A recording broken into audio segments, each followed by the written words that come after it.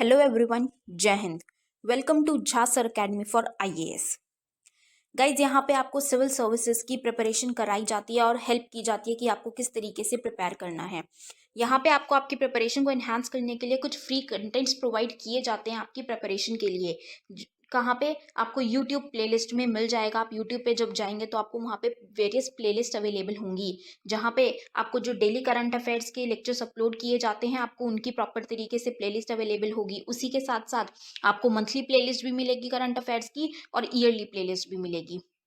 और साथ ही जो करंट अफेयर्स डेली बेसिस पे आप लोगों को प्रोवाइड किए जाते हैं उन्हीं की फ्री ऑफ कॉस्ट आपको पीडीएफ्स भी दी जाती है हमारे टेलीग्राम चैनल पे। सो गाइज, अगर आपने टेलीग्राम चैनल ज्वाइन नहीं किया है तो तुरंत डिस्क्रिप्शन बॉक्स में जाइए, वहाँ पे आपको लिंक प्रोवाइडेड होगा जहाँ से आप हमारे चैनल को ज्वाइन कर सकते हैं और वहाँ से आप हमारी सारी पीडीएफ्स का एक्सेस ले सकते हैं। और उसी के साथ साथ गाइज, आप लोगों के लिए एक बहुत ही अच्छा इनिशिएटिव स्टार्ट किया गया है मेंस के प्रीवियस ईयर क्वेश्चन एनालिसिस का। आपको आपके लिए डेली बेसिस पर एनालिसिस किया जाता है और उसकी आप लोगों को प्लेलिस्ट प्रोवाइडेड है हमारे यूट्यूब चैनल पे ही। अलग अलग पेपर में प्रोवाइडेड है आप लोगों के कन्वीनियंस के लिए, GS1, GS2, GS3 and GS4 की। उसी के साथ साथ आप लोगों के लिए जीएस के अलग अलग सब्जेक्ट्स की भी प्लेलिस्ट अवेलेबल है। इकोनॉमिक्स है, जैसे सीसैट की आप लोगों के पास प्लेलिस्ट होगी, और हिस्ट्री की भी प्लेलिस्ट आपको मिल जाएगी जो कि बिल्कुल फ्री होगी, वो आपको यूट्यूब पे ही अवेलेबल होगी। और इन्हीं प्लेलिस्ट में साथ ही साथ नए नए कंटेंट्स भी रेगुलर बेसिस पे ऐड ऑन किए जाएंगे, जिसके लिए आप लोगों को झा सर अकेडमी को रेगुलरली फॉलो करना है और अपनी प्रिपरेशन को एनहांस करना है, राइट। और उसी के साथ साथ गाइज, कुछ पेड कोर्सेज भी हैं जो आप लोगों के लिए लाए गए हैं Jha Sir Academy for IAS के द्वारा, जो जिन पेड कोर्सेज को झा सर खुद पर्सनली मेंटोर करते हैं, खुद उसको रिलेट करते हैं। जैसे कि जीएस का प्री प्लस मींस बैच है गाइस, बिल्कुल जीरो से तैयारी करवाई जा रही है। झा सर खुद तैयारी करवाते हैं, पर्सनल गाइडेंस आपको दी जाती है, प्रॉपर तरीके से आपको अटेंशन प्रोवाइड की जाती है और बिल्कुल बेसिक से आपको तैयारी करवाई जा रही है आपकी प्रिपरेशन को एनहांस करने के लिए, राइट। तो आप इन कोर्सेज को भी ज़रूर ज्वाइन कीजिए। जैसे कि एक मेंस का भी आंसर राइटिंग का टेस्ट सीरीज बैच चल रहा है और प्रीलिम्स का भी टेस्ट सीरीज कोर्स चल रहा है गाइज, जो आपको हमारी ऐप पे टेस्ट सीरीज प्रोवाइड की जाएंगी। 10,000 क्वेश्चंस की आपको प्रैक्टिस कराई जाएगी। वो 10,000 क्वेश्चंस आपको कहाँ पे अवेलेबल होंगे? Jha Sir Academy for IAS की वेबसाइट पे भी अवेलेबल है, और हमारा एक ऐप भी है Jha Sir Academy for IAS.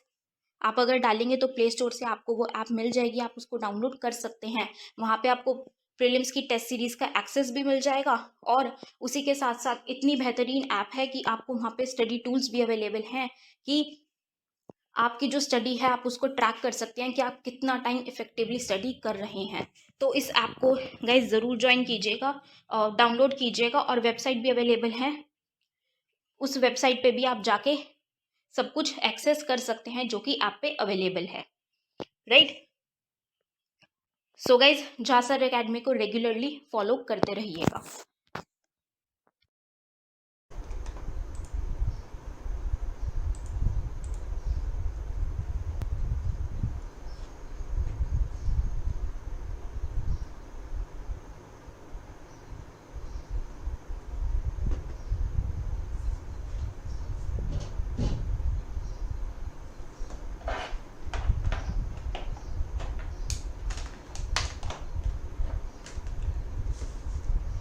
Good morning to all of you. Am I audible to all? क्या मेरी आवाज़ आपको आ रही है? ये आ रही है तो आप मुस्कुरा कर गुड मॉर्निंग कह सकते हैं।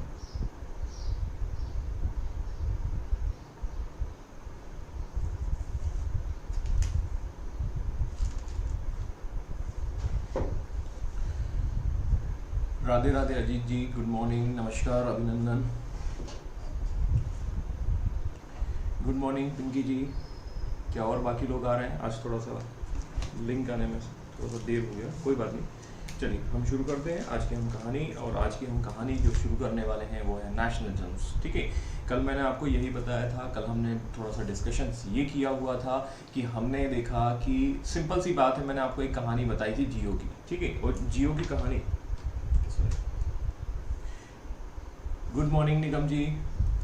जियो की एक कहानी मैंने आपको बताई थी, और जियो की कहानी की शुरुआत मैंने इस तरीके से की थी कि कैसे उन्होंने आपको फ्री सिम कार्ड दिए थे। फ्री सिम कार्ड का मतलब क्या है? वो आप पर आप पर एक आधिपत्य जमाने वाले हैं, आप पर एक अधिकार जमाने वाले हैं। फ्री सिम कार्ड्स देकर आपको आदत डाल दी उन्होंने 1 GB 2 GB 3 GB खाने की, ठीक है।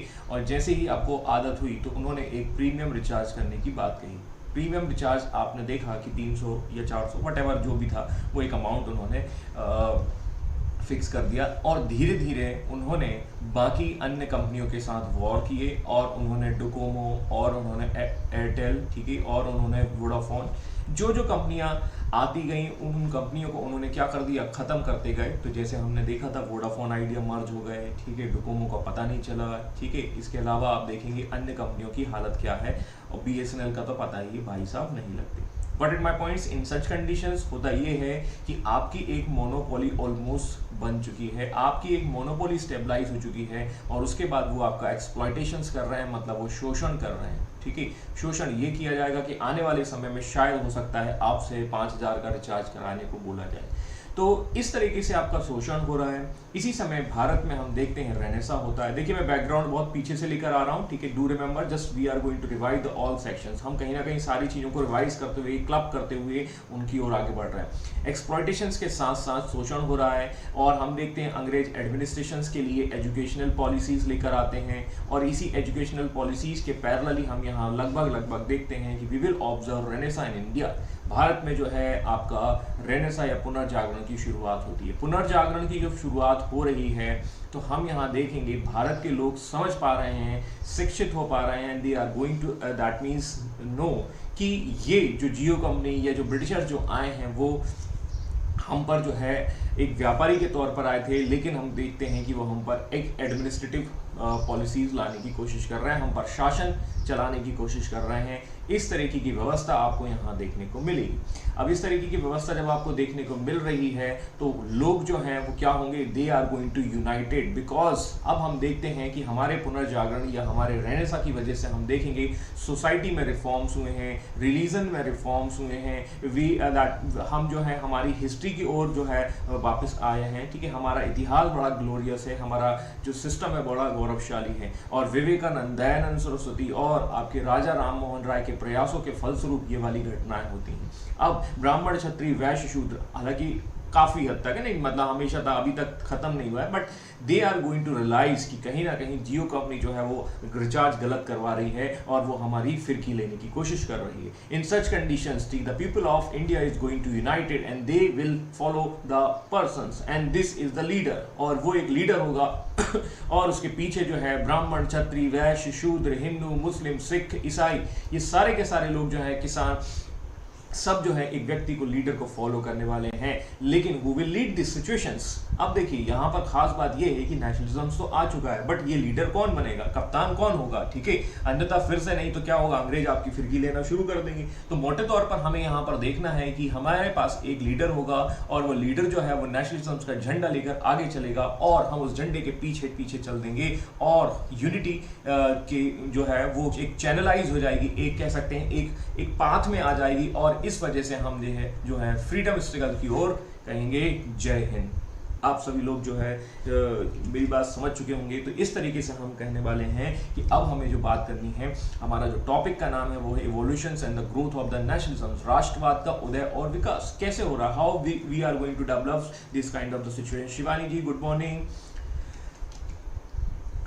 अब हम थोड़ा सा देख लेते हैं कि जो स्ट्रगल हमने थोड़े बहुत देखे हैं, मतलब या हम जो करने वाले हैं व्हाटएवर, ठीक है, उसको हम दो तरीके से डिवाइड करने वाले हैं। देखो क्या है कि हम जो स्ट्रगल्स जिसकी बात कर रहे हैं, हमारा जो नेशनलिज्म डेवलप हो रहा है जिसकी वजह से हम चैनलाइज करने वाले हैं, वो दो तरीके से होगा। एक तो होगा 1857 से 1885, ऑफ कोर्स, ठीक है, this is the before Indian National Congress, ठीक है। 1885 में भारतीय राष्ट्रीय कांग्रेस की स्थापना होगी, और भारतीय राष्ट्रीय कांग्रेस की स्थापना 1885 में होती है। दिस इज द सिनेरियो, ठीक है, ध्यान देना। और उसके पहले क्या होगा वो हमें देखने हैं, तो दो सेक्शंस में हम डिवाइड करेंगे, पार्ट ए, पार्ट बी, ऐसा हम थोड़ा सा देख लेते हैं, समझ लेते हैं, ठीक है। गॉट इट माय पॉइंट्स, ठीक है। तो 1885 के पहले सिचुएशंस अलग होंगी, 1885 के बाद सिचुएशंस अलग हो जाएंगी। अब देखो थोड़ा सा मैं यहीं पर आपको समझाने की कोशिश करता हूं कि किस तरीके से हमारी सीक्वेंसेस, हमारी घटनाएं जो है जुड़ेंगी और वो घटनाएं कैसे होंगी।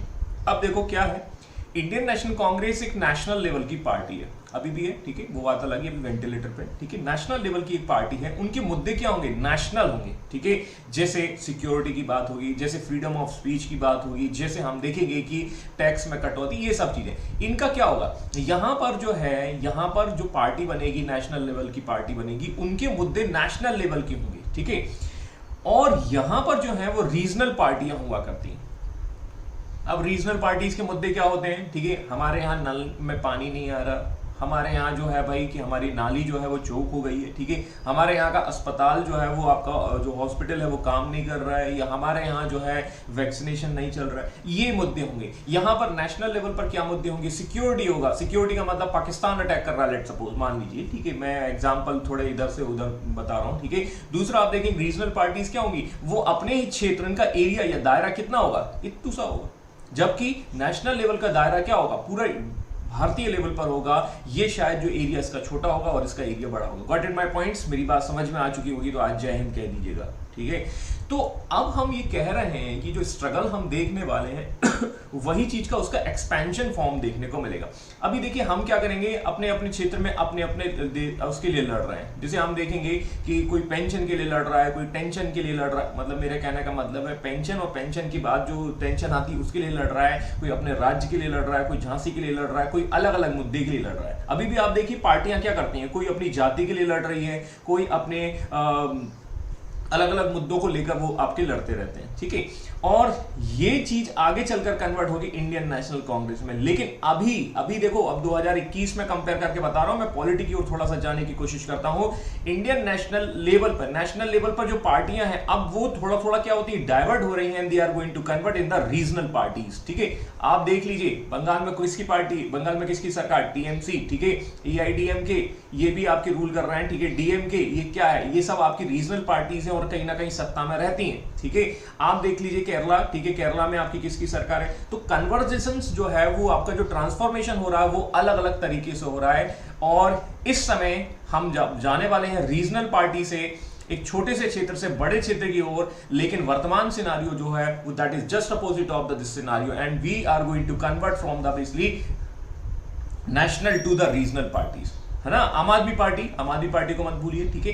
तो आगे चलकर हो सकता है कि सभी स्टेट में अलग अलग पार्टियों की शासन हो जाए और अलग अलग पार्टियों का जो सत्ता देखने को मिले, तो ये कन्वर्सेशन होगा। लेकिन यहां जस्ट इसका अपोजिट है, ध्यान दीजिएगा, ठीक है। तो अब हम बात करने वाले हैं कि सॉरी, इस हेडिंग को इग्नोर कर दीजिएगा। इग्नोर का मतलब है हम यहां देखेंगे 1857 की क्रांति जो है वो फेल हो गई, ये आप सबको पता है। दैट मीन्स हमने देखा कि 1857 की क्रांति जो है, सिचुएशंस जो है वो आपको देखने को मिली, मतलब वो अंग्रेजों ने वापस उसको खत्म कर दिया, ठीक है। Although the movement was unsuccessful, ठीक है, ये मूवमेंट या जो आंदोलन या जो क्रांति जो भी शुरू हुई थी दैट वाज फेल, ठीक है। But the movement against the English policy that was the public excited. अब कहीं ना कहीं जो है भारतीयों के मन में जो है वो एक चिंगारी, एक जो इग्नाइट जो होता है वो तो आपके मन में आ चुका है। उनके मन में जो है वो कहीं ना कहीं जो है वो एक है फीलिंग्स कि हमें आजाद कराना है, भारत को अंग्रेजों को बाहर करना है। The failure of the revolts made it clear that the British could not be remove on the strength of the power.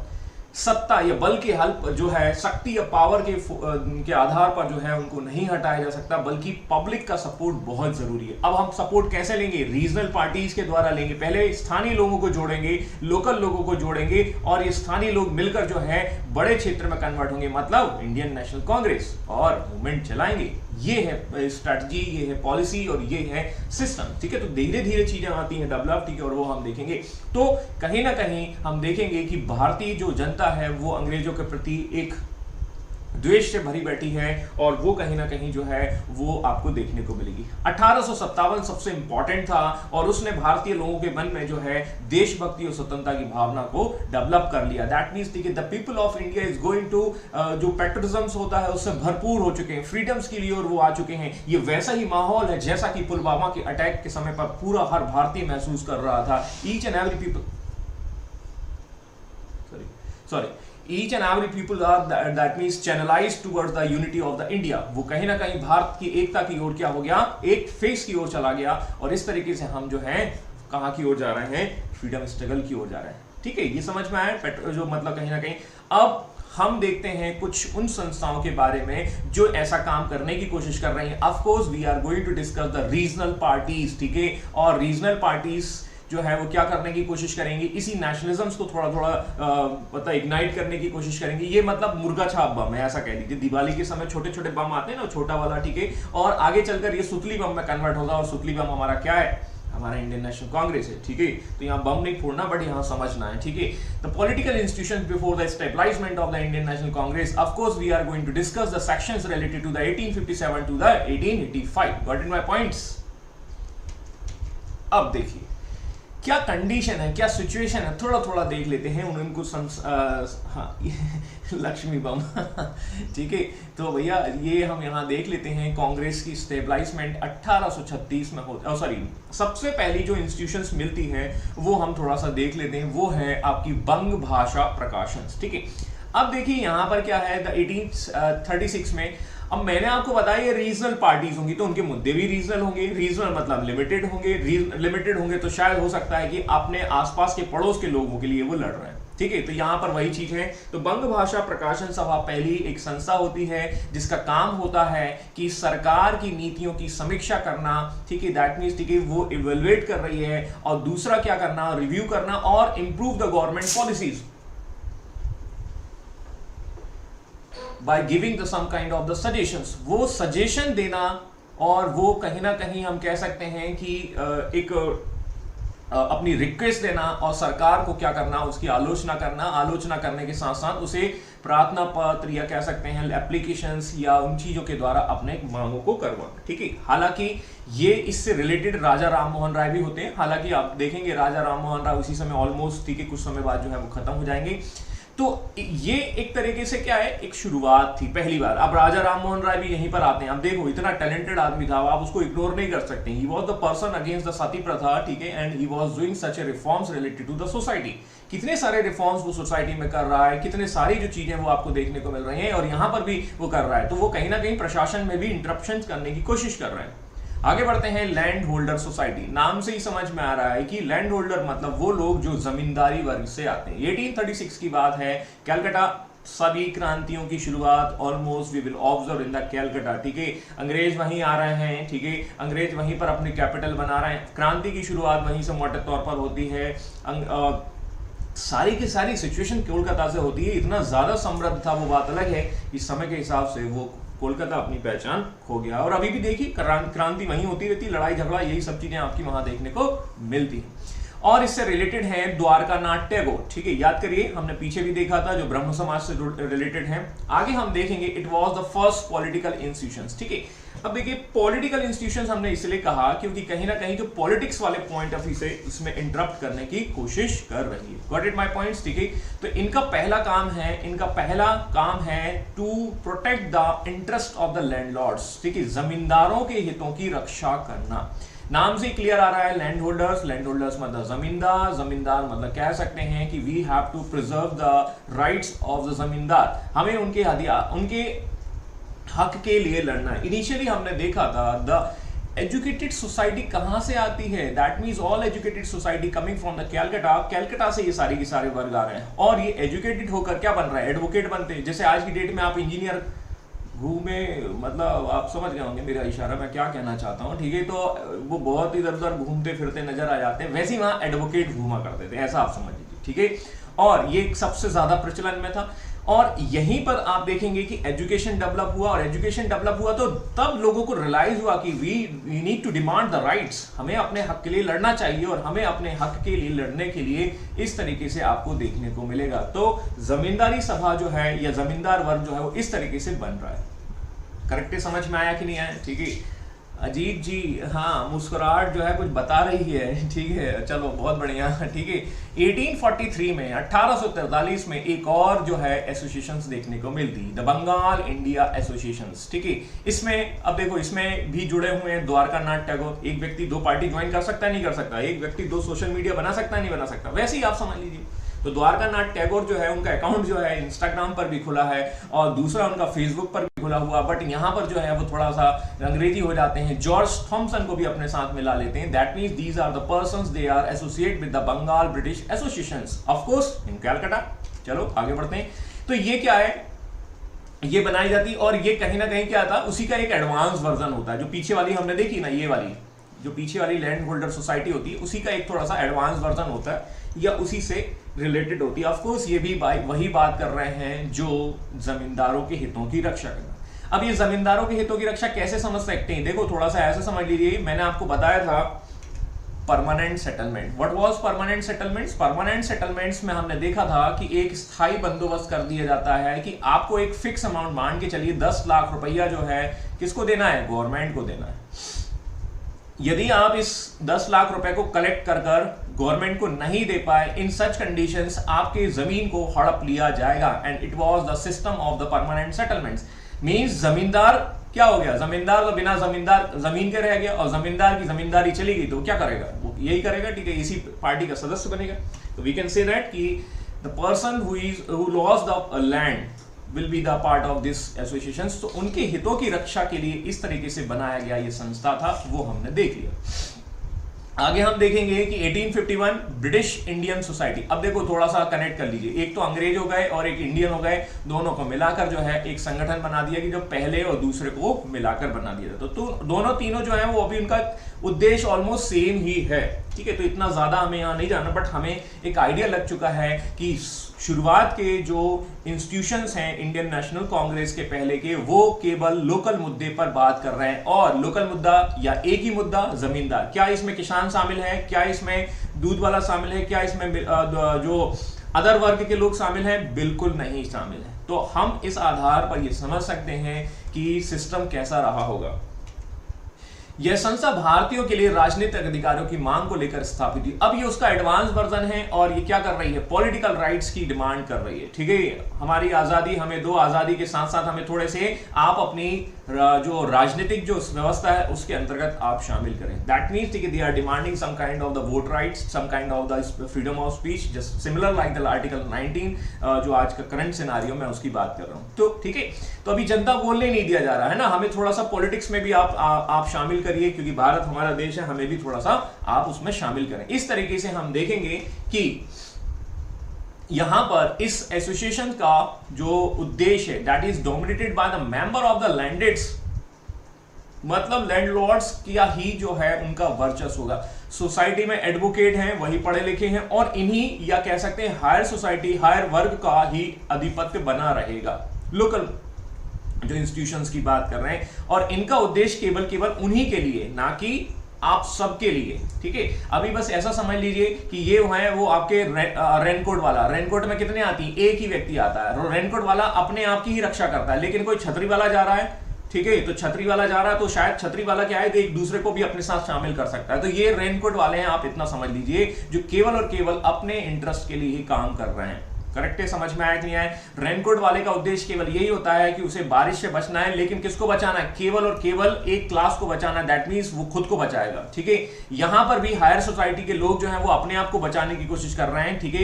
ये वो एसोसिएशंस हैं, हम उनकी बात कर रहे हैं। लेकिन आगे चलकर आने वाला है छाता वाला। छाता वाला is nothing but the name is called the Indian National Congress. और इंडियन नेशनल कांग्रेस किसके लिए लड़ेगी? इंडियन नेशनल कांग्रेस सभी वर्ग के लिए लड़ेगी। जैसे छाता के अंतर्गत बहुत सारे लोग आ जाते हैं, ABCD, we will discuss later, ठीक है। तो हम इसको थोड़ा सा आगे डिस्कस करेंगे। Got it? Next we are moving ahead and this is the 1852 and this is the Madras Native Associations।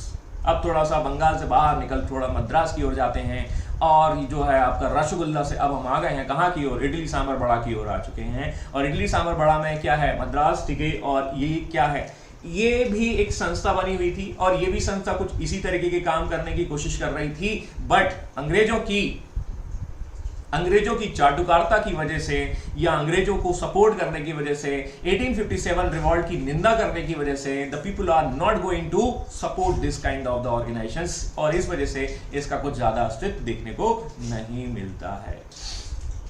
सीधी सी बात है, आपको सबको पता होना चाहिए कि सिस्टम में जो है आज की डेट में आप कितनी सारी लाशें आपने देखी होंगी, ठीक है। कुछ पिक्चर्स सही होंगी, कुछ गलत होंगी, हम ये भी नहीं कह रहे हैं, ठीक है। लेकिन हमने उन्नाव में उन बहते शवों को देखा है, हमने भोपाल के भदभदा में उन शवों को जलते हुए देखा है। तो इस तरीके से हम समझ सकते हैं कि भाई जो सरकारी आंकड़े हैं वो तो गलत ही हैं, ठीक है। तो कहीं ना कहीं जो है लोग जो है वो उनके मन में जो फीलिंग्स आ जाएगी कि यार कुछ गवर्नमेंट गड़बड़ कर रही है। सिमिलरली यही चीज है, ठीक है। और कोई प्रेस वाला जो है जब इसकी बात नहीं उठाएगा तो आप उस प्रेस वाले के खिलाफ भड़क उठेंगे, भले ही वो आज तक हो चाहे एबीपी न्यूज हो। तो मद्रास नेटिव एसोसिएशन वही कर रहा है। 1857 ने उसमें जो है उसकी मतलब सपोर्ट नहीं किया, या कह सकते हैं उसका विरोध कर रहा है, ठीक है। तो इस वजह से पब्लिक जो है इसको पसंद नहीं करती। इसके बाद आता है ईस्ट इंडिया एसोसिएशन, ठीक है, and it is stabilize in the London United Kingdoms, ठीक है। दादा भाई नौरोजी भैया ये थोड़े से क्या है कि पारसी कम्युनिटी से आते हैं, और पारसी कम्युनिटीज के लोग जो हैं वो थोड़ा सा व्यवसाय वगैरह से जुड़े होते हैं, ठीक है। और ये भी एक एसोसिएशन से स्टेबलाइज करते हैं, EIA, है ना। और इनका काम क्या है, ब्रिटिश गवर्नमेंट। अब देखो भाई सीधी सी बात है, आपको गवर्नर सिस्टम जो है आपने देखा, जो सेक्रेटरी सिस्टम है 1858 के बाद जो चेंजेस होते हैं उनके बाद जो है आपको पता है कि मेन जो स्टेयरिंग है वो किसके पास है, क्राउन के पास है। और क्राउन को बताना पड़ेगा कि भैया क्या भारतीयों की समस्या है। तो इन्होंने क्या किया, वहीं लंदन में बैठ गए, और लंदन में वो कहते हैं ना, ठीक है, जहां दिया जलेगा वहीं पर उजाला होगा। तो इन्होंने दिया वहीं जला दिया, कहां, लंदन में जला दिया। और क्या करना, भारतीय सरकार को ये बताना कि दैट मीन्स, ठीक है, इंडिया में ये प्रॉब्लम है, वही वैक्सीन की कमी है, ठीक है, और लोग वैक्सीन नहीं लगवा रहे हैं, ठीक है। और ओके ठीक है, हम वैक्सीन वहां से भेजते हैं। मेरी बात समझ में आ चुकी होगी आपको।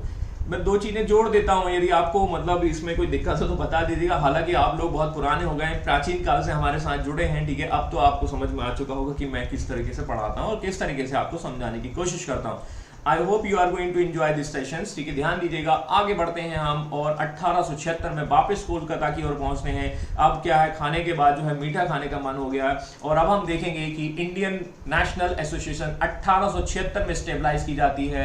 और इसके पीछे एक खास व्यक्ति है जिसका नाम है सुरेंद्र नाथ Banerjee. He was very talented person, ठीक है। He was basically जो कह सकते हैं कि ये सिविल सर्विसेज से रिलेटेड हैं, और ये व्यक्ति जो है अपने लिए मतलब कुछ विशेष वर्ग के लिए भी ये भी काम करते हैं। मोटे तौर पर ये कह सकते हैं कि इंडियन नेशनल कांग्रेस के पहले यही एकमात्र इंस्टीट्यूशंस था जो कि नेशनल लेवल पर काम कर रहा है, ठीक है। आगे चलकर मैं आपको बताऊंगा कि आगे हमें मिलेंगे एक एक्ट आएगा। उस एक्ट में क्या कहा जाएगा कि जो सिविल सर्वेंट है, ठीक है, जो सिविल सेवा की परीक्षा होगी उसमें 21 वर्ष से घटाकर इसकी एज जो है वो 19 वर्ष कर दी जाएगी। सुरेंद्र नाथ बनर्जी जो कि आपके सिविल सर्वेंट्स रहे थे, वो कहीं ना कहीं भड़क जाएंगे, बोला ऐसा कैसे हो जाएगा, ठीक है, we will going to launch a movement, ठीक है, and this movement is going to launch in the national level, ठीक है। दैट्स ऑल, सिंपल सी बात है। तो इस आधार पर हम कह सकते हैं कि इंडियन नेशनल कांग्रेस के आने के पहले ये नेशनल लेवल का एक मूवमेंट चलाते हैं। समय होता है 1876-77 के आसपास की बात है,